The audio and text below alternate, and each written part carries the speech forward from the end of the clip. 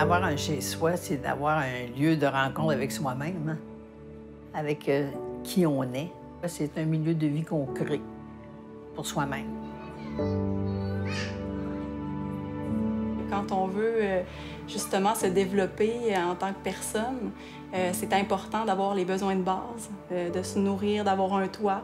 Puis le fait d'être bien, le fait d'avoir un environnement dans lequel on se sent à l'aise, ça nous permet justement d'axer pour se développer en tant que personne, l'harmonie, de vivre avec les autres en harmonie. C'est super important.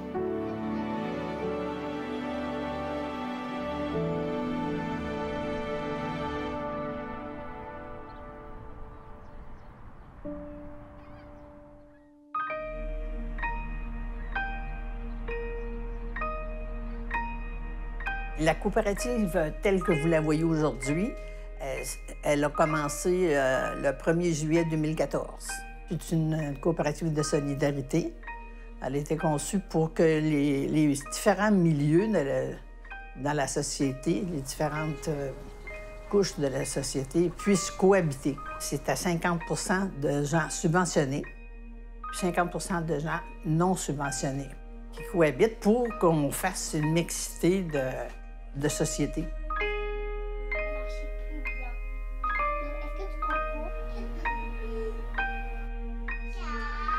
En fait, j'avais peu de connaissances sur ce qui était une coopérative d'habitation.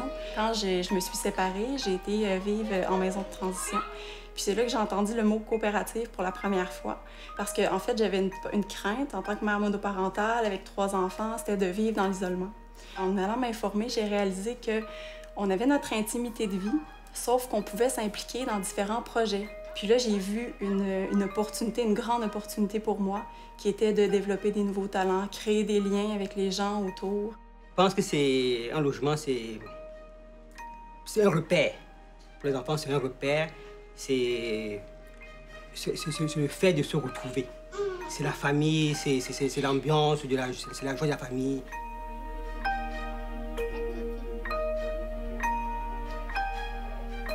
Quand on sélectionne les membres, on leur demande s'ils sont prêts à s'impliquer dans la coopérative. Il y a un membre par appartement, de sorte qu'on a 130 logements, donc 130 membres. Le loyer est déduit automatiquement parce que chaque personne s'implique. Ici, c'est autosuffisant. Il n'y a pas de concierge. C'est nous qui mettons nos compétences en commun pour pouvoir justement gérer toute cette machine-là qui est la coopérative. Ensuite, si vous regardez en bas, il y a un babillard pour l'entretien de la pelouse. Il y a des équipes qui sont formées. On a un comité de loisirs qui organise 4 événements minimum par année pour que les gens de la coopérative se rencontrent, se parlent, se connaissent davantage. Mais s'il y a des gros bruits, comme la plomberie, mais là, on a notre gestionnaire qui s'appelle le GRT.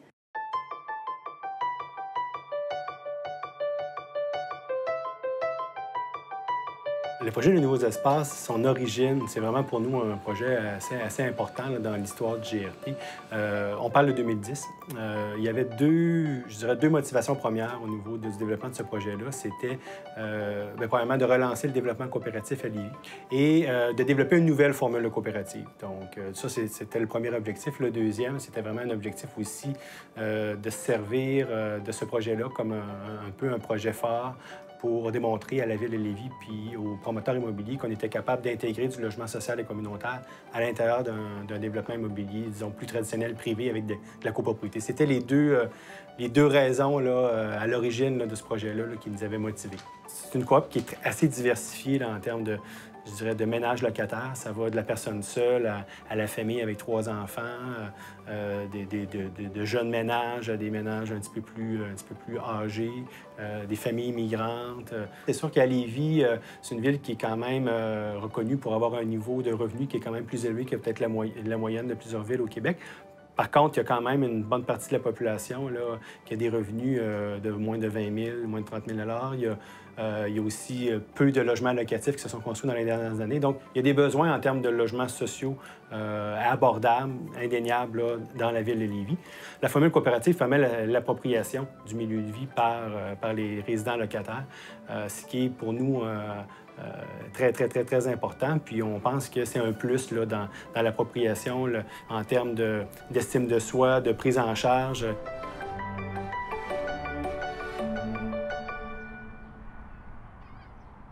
C'est une mini-société, ça permet justement de voir la place de prendre conscience de la place qu'on peut occuper en société. Dans la société en général, c'est assez difficile de poser une action concrète puis de voir le résultat de notre action, tandis qu'en coopérative, tous les projets qu'on monte, on voit la finalité de nos projets, puis c'est ça qui est extraordinaire. Ça amène justement un sentiment d'appartenance à un groupe, ça amène beaucoup de valorisation, de savoir nous qui on est dans un groupe, dans la société en général, qu'est-ce qu'on peut apporter. On a souvent tendance à justement vouloir se trouver une utilité en tant que personne, puis dans la zone coopérative, bien, on peut justement trouver des actions concrètes à poser pour que ça ait un impact sur la vie des gens.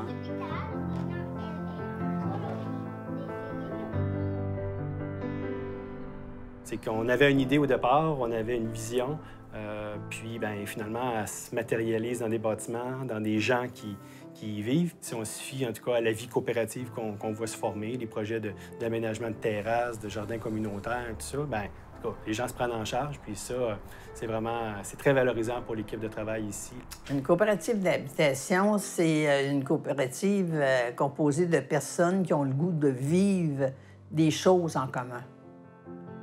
C'est de partager non seulement les coûts de son logement, mais aussi de partager des valeurs de sociabilité, d'entraide. C'est une mini-société où on n'est pas isolé, où est-ce qu'on essaie d'aller chercher le mieux chez l'humain, le mieux dans une société. C'est ça, une coopérative d'habitation.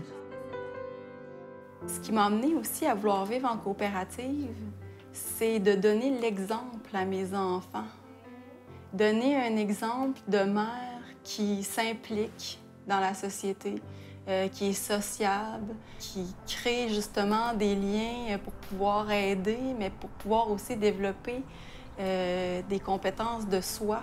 Qu'il n'y a pas juste les relations amicales qu'on peut trouver à l'extérieur, mais qu'on peut l'intégrer dans notre mode de vie, puis intégrer justement notre vie sociale d'une manière saine. La vie en société, c'est quelque chose qui peut être extraordinaire.